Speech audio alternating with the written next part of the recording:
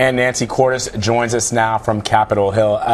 Nancy, that question that you posed directly to Speaker McConnell, it almost sounds as if he did not take up the mantle of leadership the gauntlet that you threw down, essentially saying, look, as a leader of this party, don't you have that obligation to speak out when the president says, for example, that Bob Corker rolled out the red carpet for the Iran deal? That's factually incorrect. And the leader didn't seem to want to go there. Right. He seems to believe that he has a very different obligation. He has an obligation to the 52 members of his Republican conference in the Senate.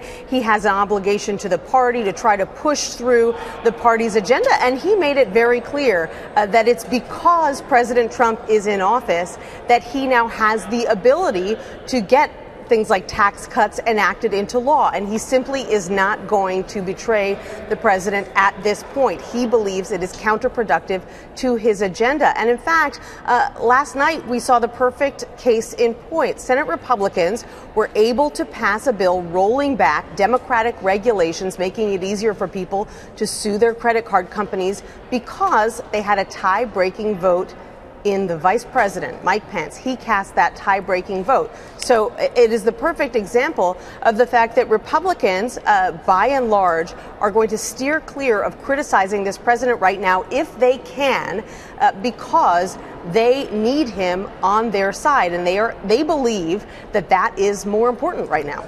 Yeah, and I misspoke there. I called Senator McConnell Speaker. What obviously I meant Leader McConnell. Right. But your point is well taken, Nancy. I thought it was a very interesting answer. It sort of shed light on the limited definition of leadership that he has that clearly a lot of us didn't thought there was much more to it. But let's talk about this really extraordinary day on Capitol Hill. What are you hearing from other Republican lawmakers about what Senator Corker said and Senator Flake?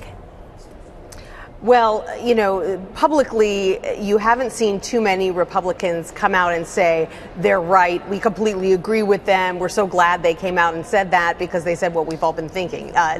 You very clearly did not see that from fellow Republicans. But I will say that when Senator Flake was on the Senate floor giving this speech, there were a number of high-ranking Republicans who were there in the Senate chamber as well. He got applause at the end, which almost never happens in the Senate. It's kind of one of those rules of decorum that you don't call out or applaud. And the Senate leader that we were just talking about, Mitch McConnell, made a point of speaking almost immediately after Flake on the floor and saying what you just heard was a speech from a very fine man with high principles. And so while he wasn't willing to sort of associate himself with the things that Flake was saying, he was making it clear that he believed that Flake had every right to say them and that he thinks he's a really upstanding member of the Senate, almost inoculating him in a way from the tweets that he had to know were going to be coming from President Trump and that we've seen a parade of this morning, basically saying that Flake is an outlier and that he was going to lose his race in Arizona anyway, and that's the only reason that he's doing this.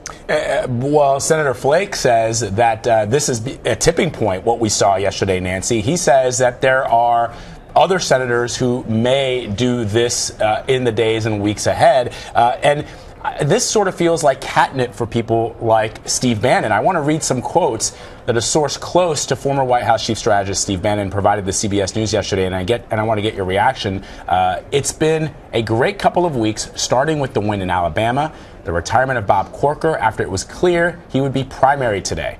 We're getting tired of winning. Quote, Trump supporters across the nation are celebrating. Sad to see McConnell praising America's top never-Trumper Jeff Flake. Quote, shows the lack of awareness that some of those folks have about where the Republican Party currently is. Nancy, I guess in reading all of those quotes to you, do members of the Steve Bannon wing of the party feel as if they are winning? I think you could make a very credible case for the fact that Steve Bannon has had a very good couple of weeks and is winning by that definition because you have seen a series of mainstream Republicans, not to say moderate Republicans. Jeff Flake is a fiscal conservative. He's libertarian. He has voted with this president almost all the way through. But independent-minded Republicans, I guess I would say, who have criticized this president, who have decided to retire, who are not seeking re-election. It isn't just Flake and Corker. There have been a number of Republicans in the House as well. And Bannon has made it clear that this is his objective, that any Republican who criticizes this president, who isn't with him lock, stock, and barrel, he wants to force them out.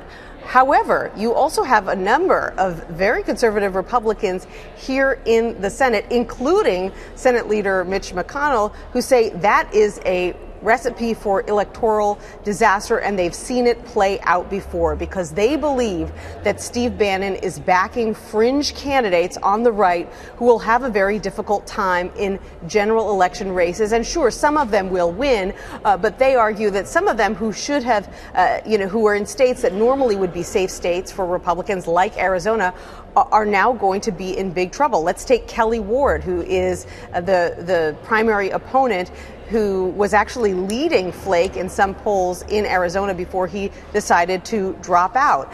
Many Republicans here on Capitol Hill believe that she's something of a conspiracy theorist. She ran against John McCain as well and lost. They're going to be looking now for a more mainstream Republican to go up against her because they believe that she is not well suited to be in the Senate. And McConnell basically read through a parade of names the other day from a few years ago, far-right candidates like Sharon Angle in Nevada and Christine O'Donnell in Delaware, who all lost in their general elections to Democrats. And Republicans are very fearful that this could cause them to lose control of the House or the Senate.